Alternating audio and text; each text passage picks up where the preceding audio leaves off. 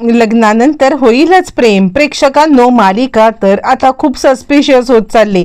मायाचं म्हणजे आता इकडे नक्की काय चाललेलं आहे रम्याचं हे मात्र आपल्याला काही कळत नाहीये. पण आता अनेक गोष्टी अशा पद्धतीने काही समोर येणार आहेत की आता वसूच तिचा गळा पकडत तिचं सगळं सत्य सगळ्यांच्या समोर आणणार आहे. आता अशी कोणती गोष्ट घडले की ज्यामुळे वसूला स्वतःच्या मुलीचं सत्य समोर आणण्याची गरज पडले?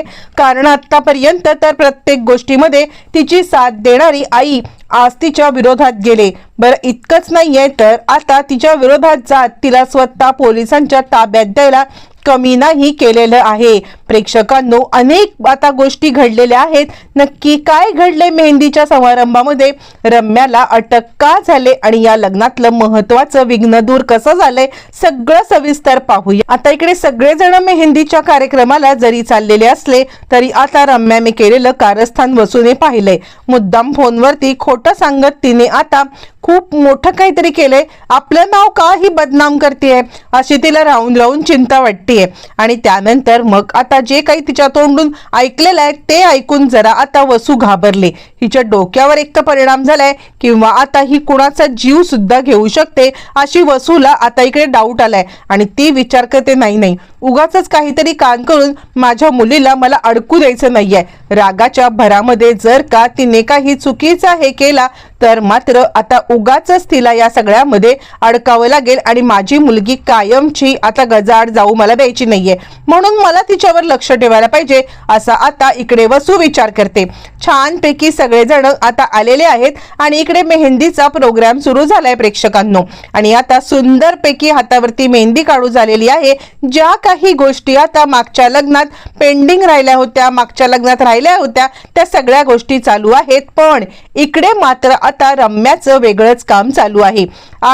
हळदीच्या कार्यक्रमामध्ये दुसऱ्या दिवशी असलेल्या म्हणजे मेहंदीच्या कार्यक्रमामध्ये हळदीचं कुटण चालू आहे. म्हणजे आज मेहंदी आहे आणि उद्या हळद आहे आणि त्याच हळदीसाठी आता छानपैकी हळकुंड कुटून आता मेहंदी केली जात आहे. इकडे छानपैकी मेहंदी काढलेली आहे आणि नंदिनी मेहंदी आपली पाहती आहे आणि तिला काही खाता येत नाहीये म्हणून जीवा तिला स्वतःहून केक भरवतोय. इकडे त्याचप्रमाणे काव्याला पार्थ केक भरवतोय आणि त्याच वेळेला काही सवाष्ण 5 बायका छानपैकी हळदीचा कुटाणा करतायत. तोपर्यंत इकडे आलेली आहे ती म्हणजे रम्या. रम्याने येताना आपण पाहिलं की तिथे असलेले काही हळकुंड आपल्या हातात घेतलेत. आता ते हळकुंड आपल्या हातात घेऊन ते काय आहे हे वसूला कळलेलं नाहीये. पण आता रम्याने ती हळकुंड त्या आता उखळीमध्ये टाकून दिलेली आहेत. रम्याने उखळीमध्ये हळकुंड टाकलेली वसूने पाहिलेत. तिने पाहिलेत की आपल्या आता पदरा हळकुंड घेऊन आता ती हळकुंड ती हे करायला निघालेली आहे. आणि आता त्यानंतर काही हळकुंड टाकल्यावरती अचानकपणे हळद कुट्टा कुट्टा ती आता लाल व्हायला लागली. वसूने हे सगळं पाहिलंय आणि ती विचार करते हिच्या डोक्यात तरी काय आहे? या मूर्ख मुलीला किती वेळा सांगितलंय लक्षात येईल असं काही करू नकोस, उगाच काहीतरी करशील तर आपल्यावरतीच येणार आहे. कारण मुळातच या लोकांना आपल्यावरतीच संशय आहे. कोणीही तिसरं काही करू शकत नाहीये आणि त्यामुळे आपणच अडक. आणि आता ती तिला हाताला धरते, बाजूला करते. पण त्यावेळेला रम्या आता एक गोष्ट करते ती म्हणजे तिच्या हातामध्ये असलेली उरलेली ती हळकुंड आहेत ती आता वसूच्या पदराला मानते. वसूने पाहिलंय हे काय चाललंय, म्हणजे आता ही मुलगी हातामध्ये घेऊन आली हे सगळं आणि त्यानंतर मग आता लगेचच इकडे माझ्या पदराला का बांधलंय? नाही म्हणजे ही मुलगी काय मला अडकवायला निघाली की काय? आणि त्यानंतर तिने स्वतःच्या पदराची ती हळकुंड काढण्याचा प्रयत्न केलाय पण रम्या तिचा हात गच्च धरून ठेवते आणि तिला डोळ्यांनीच खुणावते नाही म्हणून. आता वसू हादरले.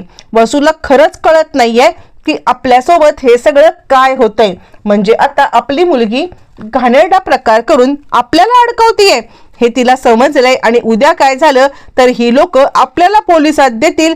ही शांतपणे राहील. इकडे काहीतरी हिच्या डोक्यात चाललंय पण मला मोहराही करणार हे मात्र नक्की.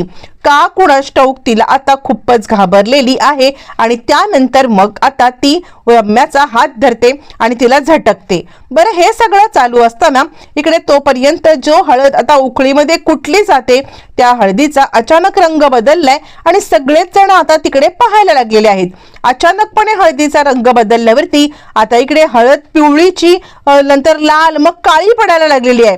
सगळ्यांनाच मोठा धक्का बसलाय. हे काय झालंय? आणि बायका आता अपशकुन झाला, अपशकुन झाला, हळदीच्या वेळेला अपशकुन झाला असं ओरडाओरडी करायला लागलेत. मग मात्र घरातले सगळेच जण हादरलेत आणि काय झालं म्हणून आता इकडे तिकडे धावत यायला लागलेले आहेत. पण त्याच वेळेला आता मात्र काळी पडलेली हळद बघून सगळ्याच जणी घाबरल्यात. नाही, हे असं नाही होऊ शकत. इतका मोठा अपशकुन कसा होऊ शकतो? काहीतरी या लग्नामध्ये विघ्न येणार, नक्कीच विघ्न येणार. मग त्यानंतर पार्थ आणि जीवा पाहतायत तर आता त्याच्यामध्ये आधी हळद तर नीट होती, रम्या इकडे आलेली बघून त्यांना आता जरा धक्काच बसलाय. काय चाललंय रम्या, काय केलंयस तू? असं दरडावून विचारल्यावरती रम्या म्हणते, मी काय करणार आहे? मी खरंच काही केलेलं नाहीये. तू काय बोलतयस? मला काय याच्यामध्ये अडकवताय? अरे मी तर फक्त इकडे चांगल्या मनाने आले आणि हळदीचा कुटाणा चालू होता तेवढंच करत होते. तू बघ ना माझ्या हातामध्ये काय आहे, तू बाकीच्यांचे हात चेक कर. असं म्हणत प्रेक्षकांनो रम्याने डायरेक्ट वसूवरती आरोप केलेला आहे. कारण तिने ऑलरेडी वसूच्या पदरामध्ये ते सगळं बांधून ठेवलेलं आहे जे तिने टाकलेलं असतं, ते म्हणजे आता इकडे त्या उखळीमध्ये. त्यानंतर सगळेच जण घाबरलेत, नक्की उखळीत काय आहे म्हणून आता बघायला चाललेत. आणि त्याच वेळेला वसू आत्याच्या पदराला बांधलेली काळी हळद दिसलेली आहे. आता मात्र वसूच्या लक्षात खेळ झटक्यात आलाय. म्हणजे आता या मुलीला या लग्नात विघ्न आणायची आहेत, पण स्वतःला मात्र आता निर्दोष सिद्ध करून आपल्याला बळीचा बकरा बनवायचा आहे. वसू आता पेटून उठले आणि ती विचार करते, नाही किती काही झालं तरी सुद्धा मी या वेळेला माझी आता हशा करून घेणार नाहीये. पण या पोरीला तर धडा शिकवायलाच पाहिजे. आणि त्यानंतर ती चांगलीच पेटून उठलेली आहे. इकडे आता रम्या तिच्याकडे अशा आविर्भावात बघते, तिच्या नजरेमध्ये एक आता वेगळीच चकाकी म्हणा किंवा एक वेगळेपण. म्हणजे रम्या ही रम्या वाटतच नाहीये, ती आता वेगळीच कोणीतरी क्रिमिनल माइंडची बाई तिला वाटायला लागले. म्हणजे आता तिचा स्वार्थ साधण्यासाठी ती आता मला सुद्धा अडकवायला कमी करणार नाहीये. हे ज्या वेळेला वसूला समजले त्यावेळेला आता इकडे खरं तर आपल्यासाठी आणि आपल्या मुलीसाठी पण ती पेटून उठली. कारण आत्ता फक्त ही हळद काळी झाली, पण यापुढे जर हिने काही केलं तर मात्र आपलं काही खरं नाहीये. आणि त्यानंतर मग ती डायरेक्ट रम्याकडे आलेली आहे. आणि त्यानंतर रम्या म्हणते, तुझ्या पदरात कशी काय ग हळद?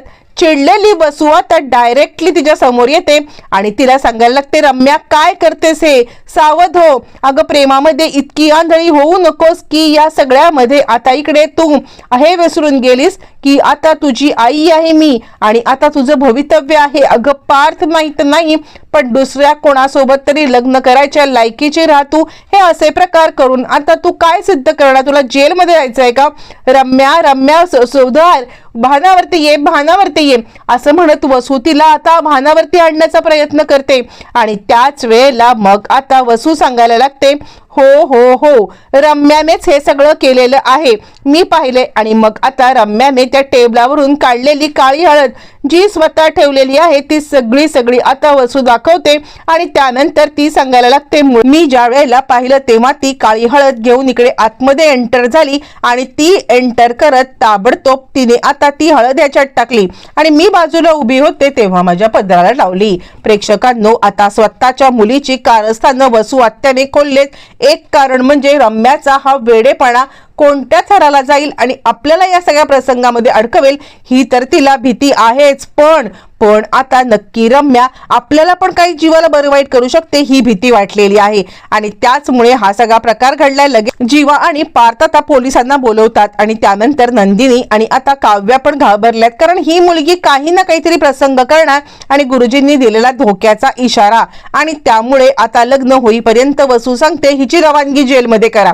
वसूला चिंता वाटायला लागले आणि त्यानंतर पोलिसांना बोलवण्यात आले. प्रेक्षकांनो ज्या वेळेला पोलीस आले त्यावेळेला आता रम्याच्या चेहऱ्यावरची एक सुद्धा लवलेश हरलेली नाहीये. तिला आता या सगळ्यामध्ये काहीही वाटत नाहीये. आणि त्यानंतर मग आता म्हणजे ती एकदम निश्चिंतपणे पोलीस स्टेशनला गेले. आता यात पण हिचं काहीतरी आहे हे वसूला कळलंय. इकडे आता मेहंदीच्याच दिवशी रम्याला अटक तर होणार आहे, पण हळद आणि लग्न याच्यामध्ये रम्या परत येणार आणि काहीतरी विघ्न करणार हे निश्चित आहे. आता नक्की रम्या काय करणार? आणि आता जेलमध्ये जात असताना पण ती का हसतीये? जेलमध्ये जाण्यासाठीच तिने हा प्लॅन केला होता का? आणि स्वतः तिकडे आहे असं दाखवून ती कारस्थानं करणार आहे का? एक ना अनेक प्रश्न आता मालिकेमध्ये उपस्थित होत आहेत. सगळ्यांची उत्तरं येणाऱ्या भागात मिळणार आहेत. जाणून घेण्यासाठी चॅनलचं सबस्क्राईब करा.